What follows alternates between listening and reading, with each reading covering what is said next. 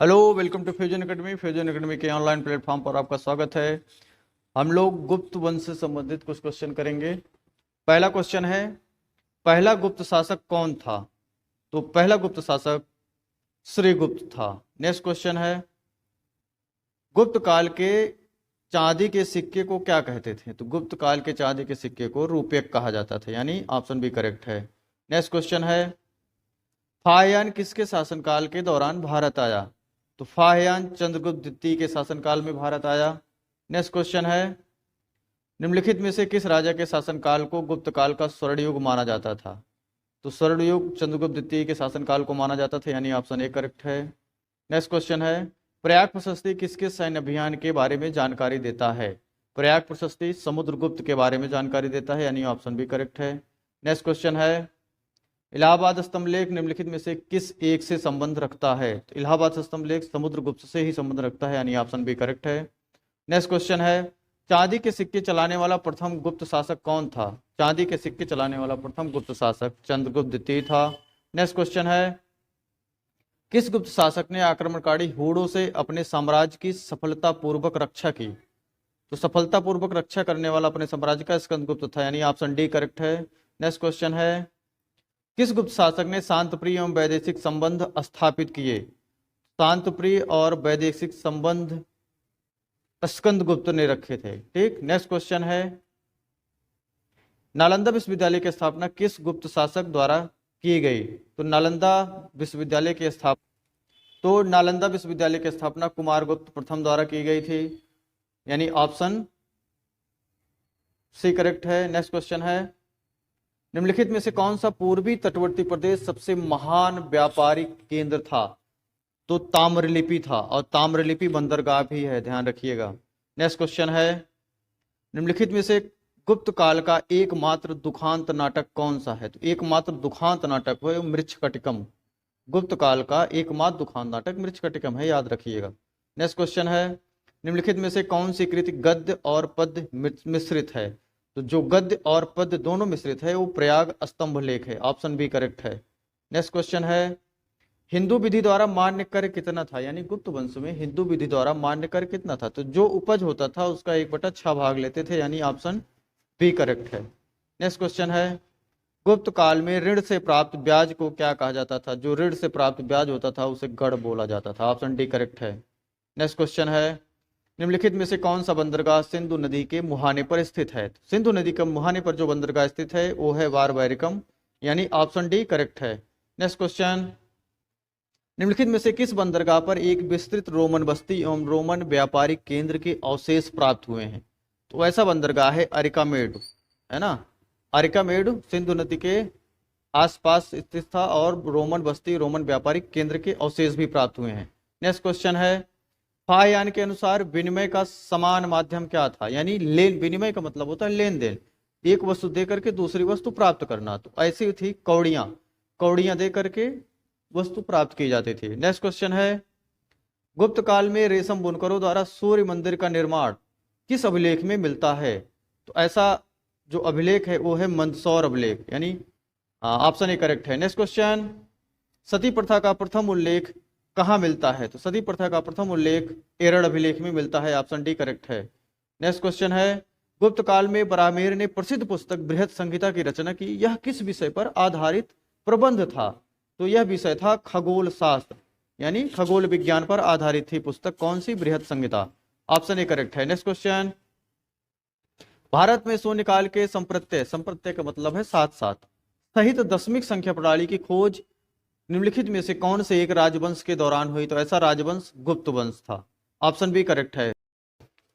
स्त्रियों के संपत्ति संबंधिकार में महत्वपूर्ण परिवर्तन कब आया?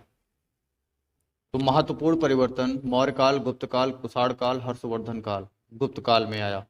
नेक्स्ट क्वेश्चन है, मुद्रा लेख विक्रमादित्य उत्कीर्ण है। मुद्रा लेख विक्रमादित्य छत्रधारी मुद्रा पर उत्कीर्ण है, यानी ऑप्शन ए करेक्ट है। नेक्स्ट क्वेश्चन, गुप्त काल को प्राचीन भारत का क्लासिकल युग क्यों कहा जाता है? क्योंकि व्यापार में अभूतपूर्व प्रगति के कारण, प्रचुर मात्रा में स्वर्ण सिक्के चलाए जाने के कारण, कला एवं साहित्य के चरमोत्कर्ष पर पहुंचने के कारण, यानी उपरोक्त सभी सारे के सारे सही हैं। नेक्स्ट क्वेश्चन है, फाहियान और ह्वेनसांग ने डैश डैश डैश के राज्य को देखा, यानी किनके राज्यों को देखा, तो चंद्रगुप्त, विक्रमादित्य और हर्षवर्धन दोनों के काल को देखा था। कौन? फाहियान और ह्वेनसांग। नेक्स्ट क्वेश्चन है, गुप्तकालीन सिक्कों का सबसे बड़ा ढेर कहाँ पाया गया? तो एक जगह है मध्य प्रदेश में, तिगवा, यानी ऑप्शन बी करेक्ट है, तिगवा में पाया गया। नेक्स्ट क्वेश्चन है, चंद्रगुप्त प्रथम ने गुप्त संवत का प्रारंभ किस उपलक्ष्य में किया? उन्होंने अपना राज्यारोहण किया था, उसके स्मारक के रूप में उन्होंने चलाया था, यानी ऑप्शन ए करेक्ट है, ऑप्शन ए। नेक्स्ट क्वेश्चन है, कौन सही सुमेलित नहीं है? इसमें संबंध बताना है आपको, जैसे प्रयाग प्रशस्ति का संबंध रविकीर्ति से है, किरातार्जुनीयम का संबंध भारवी से है, 10 कुमार चरित्र का संबंध दंडिन से है, मृच्छकटिकम का संबंध शूद्रक से है। इसमें कौन सा गलत है? तो प्रयाग प्रशस्ति का संबंध समुद्रगुप्त से है, ना कि रविकीर्ति से, यानी ऑप्शन ए करेक्ट है। नेक्स्ट क्वेश्चन है, कौन सही सुमेलित नहीं है? यहां भी संबंध बताने हैं। वाग्भट, अष्टांग हृदय, कामंदक, नीतिसार, विशाखदत्त, मुद्रा, ये सब रचनाएं हैं। जैसे वाग्भट की रचना अष्टांग हृदय है, कामंदक की रचना नीतिसार है, विशाखदत्त की रचना मुद्रा राक्षस है, भातिहर की रचना मेघदूत, नहीं गलत है, मेघदूत जो है कालिदास की रचना है ना, मेघदूत कालिदास। ठीक। नेक्स्ट क्वेश्चन, कौन सही सुमेलित नहीं है? ये सब मंत्रीगण हैं, यानी अधिकारी सब हैं। महासंघ विग्राहिक युद्ध एवं शांति का मंत्री था, महादंडनायक सेना का सर्वोच्च अधिकारी था, विनय स्थित स्थापक धार्मिक मामलों का प्रमुख अधिकारी होता था, माहिष्पति गज सेना का अध्यक्ष, नहीं, जो गज सेना का अधिकारी होता था वो महिपिलुपति होता था, और जो माहिष्पति होता था वो घुड़सवारों की सेना का अधिकारी होता था। यानी जो माहिष्पति है घुड़सवारों की सेना का, और गज सेना का जो अध्यक्ष होता था महापिलुपति होता था। ठीक, यानी ऑप्शन डी करेक्ट है। नेक्स्ट क्वेश्चन, चंद्रगुप्त द्वितीय ने अपनी किस विजय की खुशी में चांदी के सिक्के जारी किए थे? तो उन्होंने शकों को पराजित किया था, उसके बाद उन्होंने उसकी खुशी में चांदी के सिक्के जारी किए थे। नेक्स्ट क्वेश्चन है, निम्नलिखित कथनों पर विचार कीजिए। मंदिर निर्माण का जन्म गुप्त काल में हुआ था, सही है। देवगढ़ का दशावतार मंदिर भारतीय मंदिर निर्माण में शिखर के उपयोग का संभवतः पहला उदाहरण है। तो इनमें से कौन सा सही है? इनमें से दोनों के दोनों सही हैं। अब आपको बताना है देवगढ़ का दशावतार मंदिर किस राज्य में स्थित है। नेक्स्ट क्वेश्चन है, गुप्त काल में मौर्य काल की अपेक्षा विदेशी व्यापार में गिरावट का मुख्य कारण है? तो रोमन साम्राज्य का विभाजन हो गया था, सत्य है।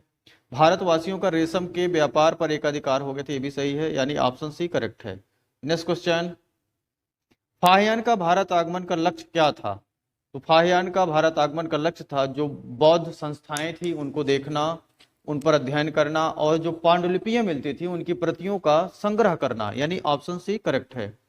नेक्स्ट क्वेश्चन है, समुद्रगुप्त की उपलब्धियों का निम्नलिखित में से किस में से उल्लेख मिलता है? तो समुद्रगुप्त की उपलब्धियों का जो उल्लेख है इलाहाबाद स्तंभ लेख है ना।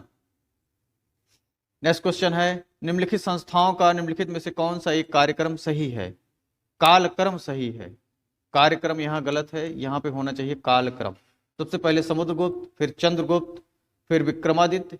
चंद्रगुप्त प्रथम है, फिर विक्रमादित्य को चंद्रगुप्त द्वितीय बोला जाता है, इन्होंने विक्रमादित्य की उपाधि धारण की थी। फिर आता है कुमारगुप्त प्रथम का, यानी ऑप्शन बी करेक्ट है, यही कालक्रम सही है। नेक्स्ट क्वेश्चन है, भुक्ति क्या है? गुप्त काल में भुक्ति एक प्रशासनिक इकाई हुआ करती थी, ठीक है, तो गुप्त काल में भुक्ति एक प्रशासनिक इकाई हुआ करती थी। नेक्स्ट क्वेश्चन है, अपनी वृत्तांत में फाहियान उल्लेख नहीं करता है, जो उसने यात्रा वृत्तांत लिखी है उसमें फाहियान ने किस चीज का उल्लेख नहीं किया? तो दंड न्याय की कठोरता, इसका मतलब क्या थी? जो यहाँ पे कठोरता थी, न्याय और दंड दिया जाता था, उसका उल्लेख उसने नहीं किया है। नेक्स्ट क्वेश्चन है, गुप्त काल में भूमि राजस्व की उत्पन्न दर उत्पादन का कितना लिया जाता था? तो आपको पहले एक क्वेश्चन कराया जा चुका है, 1/6 भाग उपज का लेते थे, तो 1/6 से लेकर 1/4 भाग तक हुआ करता था, ऑप्शन बी करेक्ट है। नेक्स्ट क्वेश्चन है और अंतिम क्वेश्चन है, ईसा की 3री शताब्दी में जबकि हूण आक्रमणकारी से रोमन साम्राज्य समाप्त हो गया था, भारतीय व्यापारी आधिकारिक रूप से निर्भर हो गए थे। किस पर निर्भर हुए थे? तो जो दक्षिण पूर्व एशियाई व्यापार था तो उस पर निर्भर हो गए थे, ठीक है। अगर वीडियो पसंद आए तो लाइक सब्सक्राइब जरूर करें, शेयर भी करें अपने दोस्तों को। वीडियो देखने के लिए बहुत बहुत धन्यवाद।